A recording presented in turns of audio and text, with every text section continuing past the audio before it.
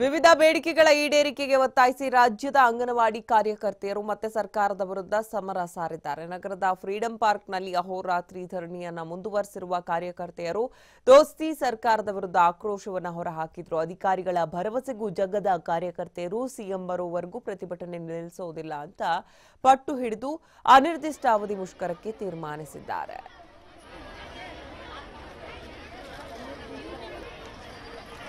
ಈ ಹಿಂದೆ ಕೊಟ್ಟಂತ ಭರವಸೆಗಳು ಯಾವುದೂ ಕೂಡ ಈಡೇರಿಕೆ ಮಾಡಿಲ್ಲ ಈ ರಾಜ್ಯ ಸರ್ಕಾರ ಅನ್ನುವಂತ ಆಕ್ರೋಶವನ್ನು ವ್ಯಕ್ತಪಡಿಸ್ತಾ ಇದ್ದಾರೆ ಅಂಗನವಾಡಿ ಕಾರ್ಯಕರ್ತೆಯರು. ಚಳಿಯಲ್ಲೂ ಕೂಡ ನಿನ್ನೆ ಅಹೋರಾತ್ರಿ ಧರಣಿಯನ್ನ ಮುಂದುವರೆಸಿದ್ದಾರೆ. ಅನಿರ್ದಿಷ್ಟಾವಧಿ ಮುಷ್ಕರಕ್ಕೆ ತೀರ್ಮಾನಿಸಿದ್ದಾರೆ. ಸಿಎಂ ಸ್ಥಳಕ್ಕೆ ಬರೋವರೆಗೂ ನಾವು ಯಾರ ಮಾತನ್ನು ಕೇಳೋದಿಲ್ಲ ಅನ್ನುವಂತ ಒಂದು ಪಟ್ಟನ್ನ ಹಿಡಿದಿದ್ದಾರೆ.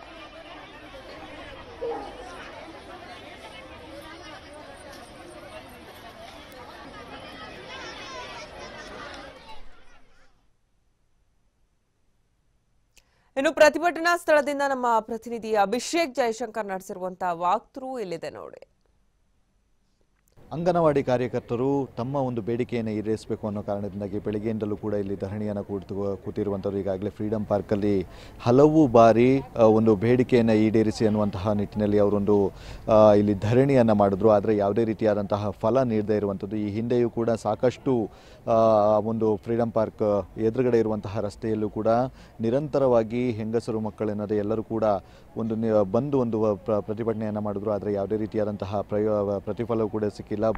ಕೇವಲ ಭರವಸೆ ಅಷ್ಟೇ ಅವರಿಗೆ ಸಿಕ್ಕಿರುವಂಥದ್ದು. ಈಗಾಗಲೇ ನೀವು ನೋಡ್ತಾ ಇರ್ಬೋದು ಫ್ರೀಡಂ ಪಾರ್ಕಲ್ಲಿ ಎಷ್ಟು ವೃದ್ಧರಾಗಿರಬಹುದು, ಮಹಿಳೆಯರಾಗಿರಬಹುದು ತಮ್ಮ ಒಂದು ಮಕ್ಕಳನ್ನು ಕರೆತಂದು ಇಲ್ಲಿ ಅಹೋರಾತ್ರಿ ಧರಣಿಯನ್ನು ಮುಂದುವರಿಸಿರುವಂಥದ್ದು. ಈಗಾಗಲೇ ತಮ್ಮ ಬೇಡಿಕೆಯನ್ನು ಈಡೇರಿಸಲೇಬೇಕು. ಹಲವು ಬಾರಿ ಕೂಡ ನಾವು ಧರಣಿಯಲ್ಲಿ ಪಾಲ್ಗೊಂಡಿದ್ದೀವಿ. ಆದರೆ ಯಾವುದೇ ರೀತಿಯಾದಂತಹ ಪ್ರತಿಫಲ ಸಿಕ್ಕಿಲ್ಲ. ಒಂದು ಕಿಂಚಿತ್ತು ಕೂಡ ನಮಗೆ ಯಾವುದೇ ರೀತಿಯಾದಂತಹ ಒಂದು ಹೆಲ್ಪನ್ನು ಕೂಡ ಮಾಡದೇ ಇರುವಂಥದ್ದು, ಮಾಡಿಲ್ಲ ಅನ್ನುವಂಥದ್ದು ಅವರ ಹೇಳಿಕೆ ಆಗಿದೆ. ಇಲ್ಲಿಂದ ಬರ್ತೀವಿ, ಧರಣಿಯನ್ನು ಮಾಡ್ತೀವಿ, ಆದರೆ ನಮಗೆ ಯಾವುದೇ ಒಂದು ಭರವಸೆ ಸಿಕ್ಕಿದಲ್ಲದೆ ಬೇರೆ ಯಾವುದೇ ರೀತಿಯಾದಂತಹ ಒಂದು ಅದರದ್ದು ಏನು ಫಾಯ್ದೆ ಆಗಿರಬಹುದು, ಲಾಭಗಳಾಗಿರಬಹುದು ಯಾವುದೂ ಕೂಡ ಒಂದು ಈಡೇರಿಸಿಲ್ಲ ಅನ್ನುವಂಥದ್ದು ಈಗಾಗಲೇ ನೀವು ನೋಡ್ತಾ ಇರ್ಬೋದು. ಇಂದು ಕೂಡ ಅಹೋರಾತ್ರಿ ಧರಣಿ ಮುಂದುವರೆದಿದೆ. ನಾಳೆಯೂ ಮುಂದುವರಿಯುವಂತಹ ಸಾಧ್ಯತೆ ಕೂಡ ಇದೆ.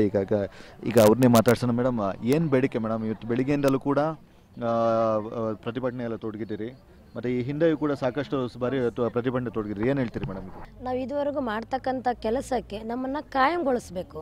ನಾವು ಮಾಡುವಂಥ ಕೆಲಸಕ್ಕೆ ಗೌರವ ಕೊಟ್ಟು ಅವ್ರ ಧನವನ್ನು ಕೊಡೋದು ಬೇಡ. ನಮಗೆ ನಾವು ಮಾಡೋ ಕೆಲಸಕ್ಕೆ ಕಾಯಂಗೊಳಿಸ್ಕೊಂಡು ನಮಗೆ ವೇತನ ಕೊಡಬೇಕು.